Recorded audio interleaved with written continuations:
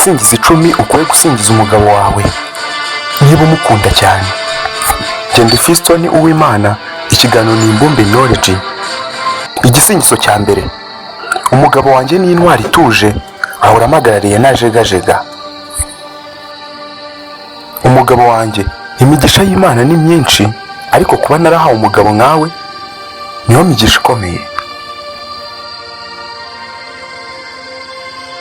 Yavuga nabi inkwakuzi baratuza, kuko amagambo ye aba ari mu ubwenge n'ubugwaneza.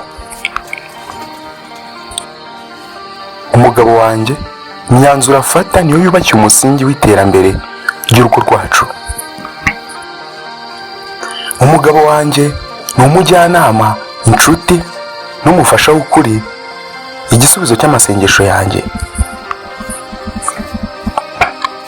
Umugabo wanjye, kubana nawe ni n'ishuri ridahwema kuma ubwenge, urukundo n'icyizere. Iyo mubonye ubona ubutwari, iyo muganira usigarana ubwenge. Nta kintu gishimisha nko kubona uburyo afata umwanzuro atuje, agasesengura buri kimwe nk'umusesenguzi w'inararibonye. Umugabo wanjye aganira n'abantu bose, atabacira urubanza, ahubwo agasiga buri wese yiyubashye. Umugabo wanjye, ubwenge bwe si amagambo gusa, n'ibikorwa bye byiza bidasiba kwigaragaza. Ngaho ngibyo ibisingizo 10 ukwiye gusingiza umugabo wawe niba umukunda. Genda Fiston Uwimana, ikiganiro ni Imbumbe Knowledge.